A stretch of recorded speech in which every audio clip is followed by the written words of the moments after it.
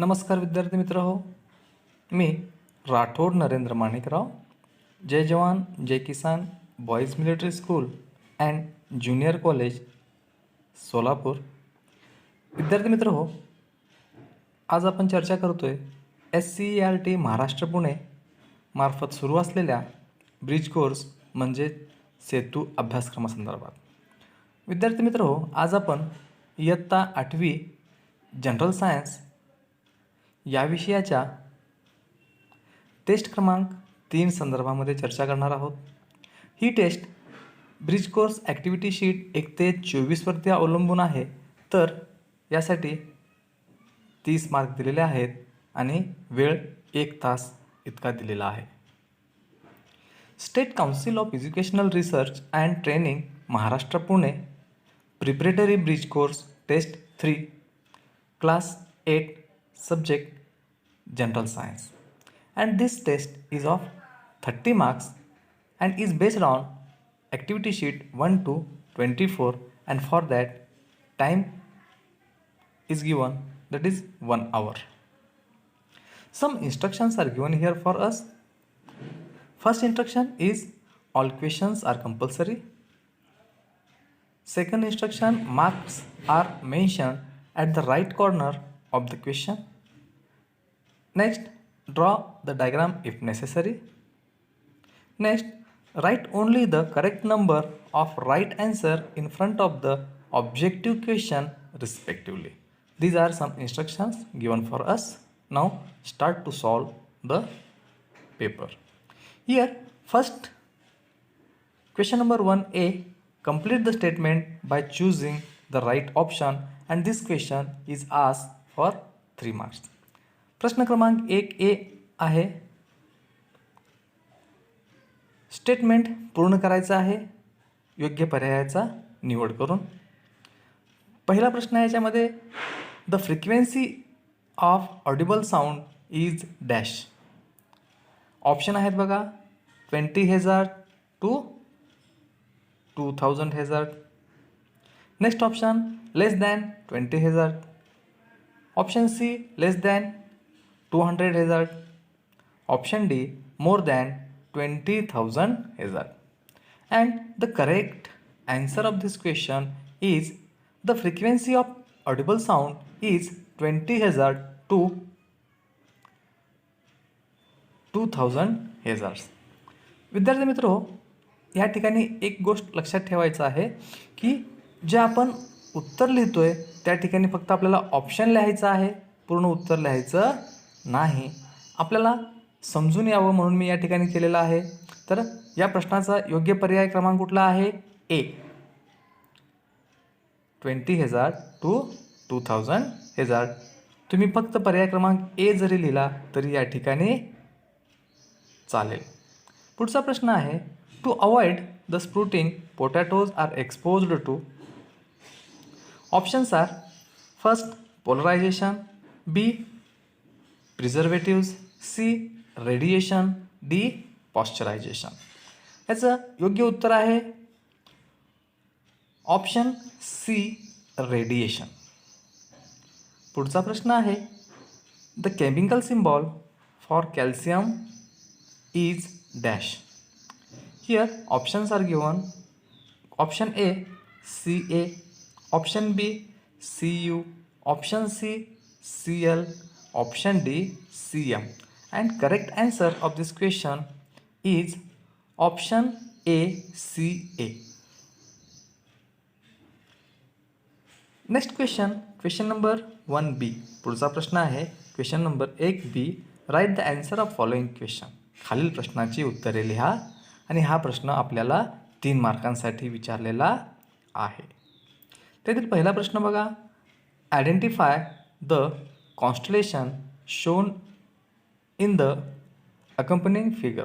जी आपल्याला फिगर दर्शवली आहे ती कुठल्या कॉन्स्टलेशनची आहे हे आपल्याला ओळखायचं आहे. काळजीपूर्वक ऑब्झर्व करा मित्रांनो. याचं उत्तर आपल्याला सांगायचं आहे आणि याचं उत्तर आहे वृश्चिक, किंवा त्यालाच आपण स्कॉर्पियन सुद्धा म्हणतो. Next question, solve the puzzle. विद्यार्थी मित्र हो, या ठिकाणी आपल्याला पझल दिलेली आहे आणि ती पझल हे कोडं आपल्याला सोडवायचं आहे. कोडं कुठल्या आधारे सोडवायचं आहे तर आपल्याला काही प्रश्न विचारलेत बघा. प्रश्न 1, an ingredient derived from petroleum. Second question, the main component of natural gas. याच्या आधारे आपल्याला हे कोडं सोडवायचं आहे. त्याचं उत्तर या ठिकाणी दिलेलं आहे. पहिल्याचं उत्तर आहे केरोसिन, दुसऱ्याचं आहे मिथेन. आणि अशा प्रकारे हे जे कोडं आपल्याला दिलेलं आहे हे कोडं आपण योग्य रीतीनं या ठिकाणी सोडवायचं आहे. लक्ष द्या. 8 किंवा 1 नंबर कॉलममध्ये आपल्याला लिहायचं आहे केरोसिन आणि आडवा जो स्तंभ आपल्याला दिलेला आहे त्या ठिकाणी आपल्याला लिहायचं आहे मिथेन. अशा प्रकारे आपलं हे पझल पूर्ण होते. Next question number 2, write the answer of the following question any 6 and this question is asked for 12 marks. In that, first question is, why does this happen? The sun appear red at sunrise or sunset. असं का घडतं? सूर्यास्ताला आणि सूर्योदयाच्या वेळेस आपल्याला सूर्य लाल का दिसतो? याचं अपेक्षित उत्तर आहे बघा मित्रांनो.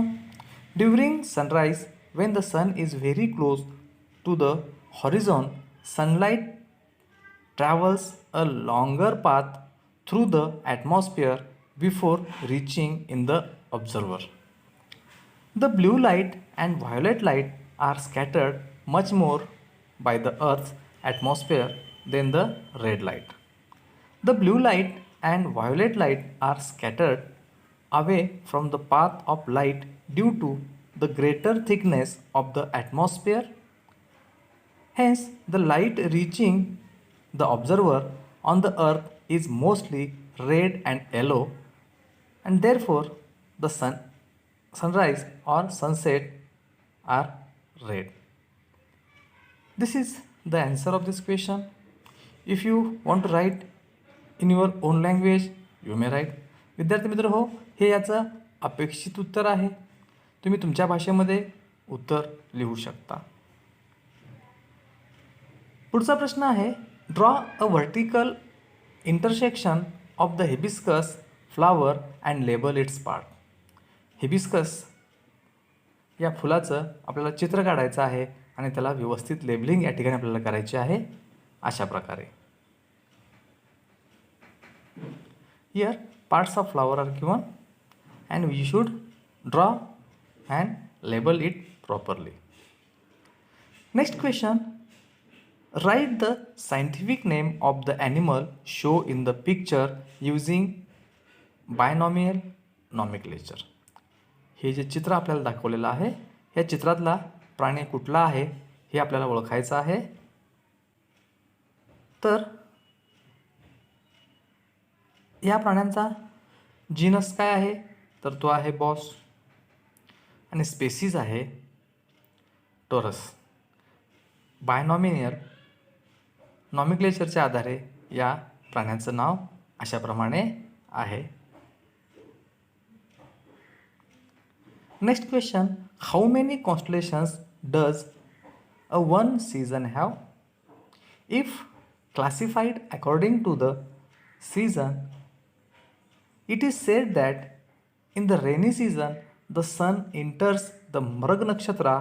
What does it means? या प्रश्नाचं उत्तर आपल्याला लिहायचं आहे. तर याचं उत्तर आहे बघा, there are 9 constellations in one season. एका सीझनमध्ये किती कॉन्स्टलेशन्स असतात तर 9 असतात. As the earth changes its position due to its revolution, a different consolations or rishis appear behind the sun every 30°20. I repeat, as the earth changes its position due to its revolution, a different constellation or rashis appear behind the sun every 13°20, but this is expressed as if sun has entered a particular rashi. So when we say sun has entered Mrig nakshatra actually constellation is behind the sun. हे याचं अपेक्षित उत्तर आहे. तुम्ही तुमच्या भाषेत हे उत्तर लिहू शकता. स्क्रीनशॉट घेऊन तुम्ही हे उत्तर लिहून घेऊ शकता आणि आपली परीक्षा पूर्ण करू शकता. Next question, what are the important components of toothpaste? What were their function?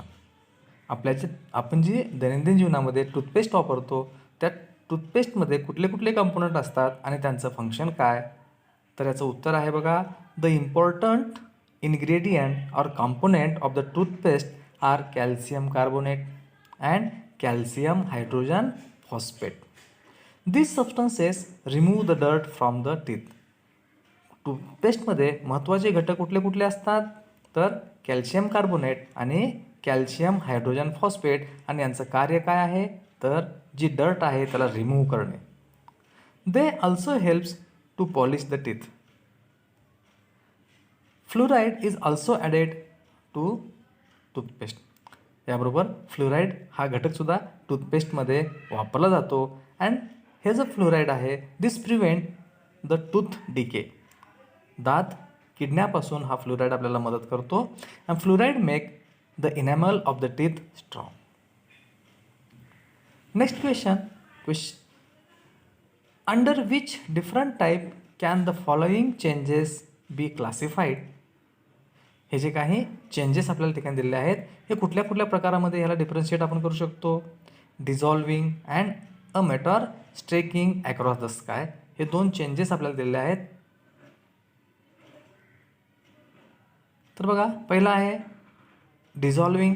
हा कुठल्या प्रकारचा चेंज आहे? Dissolving is a physical, useful, fast, irreversible, non periodic type of change. तर a meteor striking across the sky हा कुठल्या प्रकारचा change आहे? तर this is the chemical change, harmful change, fast, irreversible, non periodic type of change. Next question, that is 7. Which muscles contract and relax while lifting a heavy object from the ground? एखादा heavy object, एखादी जड वस्तू आपण उचलत असताना आपल्या कुठल्या muscles contract किंवा रिलॅक्स होतात? तर याचं उत्तर आहे, at the time of lifting heavy object from the ground the muscles contract there movement at the joint and the bones move either similar or away from each other. हे याचं अपेक्षित उत्तर आहे विद्यार्थी मित्र हो. पुढचा प्रश्न आहे 8. If a person swim 100 meters in the first 40 second, cross 80 meter in the next 40 second and cross 45 meter in the last 20 second, find the average speed. आपल्याला काय काढायचे आहे? या ठिकाणी ॲव्हरेज स्पीड काढायची आहे आणि आपल्याला डिस्टन्स या ठिकाणी दिलेलं आहे. तर average speed, the formula of average speed is total distance travelled upon total time. मग या ठिकाणी आपण ॲव्हरेज स्पीड काढत असताना तर टोटल डिस्टन्स ट्रॅव्हल किती केलेला आहे आपण? 100 meter, 80 meter अँड 45 meter. तर त्यासाठी टोटल टाईम किती लागलेला आहे? तर 40 सेकंड अँड 20 सेकंड. तर ह्याला आपण सोडवलं तर काय होईल? तर average speed 225 upon 100 it is equal to 2.25 meter per second. So the average speed is 2.25 meter per second. Question number 3. Write the answer of the following question any 4. कुठलेही उपप्रश्न 4 आपल्याला या ठिकाणी सोडवायचे आहेत. And this question is ask for 12 marks. हा प्रश्न 12 मार्कांसाठी आपल्याला विचारलेला आहे. त्यातील पहिला प्रश्न आहे बघा, explain the properties of magnetic force of line with the help of suitable diagram. आपल्याला मॅग्नेटिक फोर्स लाईनची आपल्याला एक्सप्लेनेशन द्यायचं आहे, त्याच्या आपल्या प्रॉपर्टीज सांगायच्या आहेत. तर बघा या ठिकाणी आपण चित्र दाखवलेलं आहे magnetic lines of force. Magnetic lines of force are imaginary connecting lines. Faraday explained under the magnetic attraction and repulsion with the help of it. Magnetic lines of force always start from the North Pole and end of the South Pole.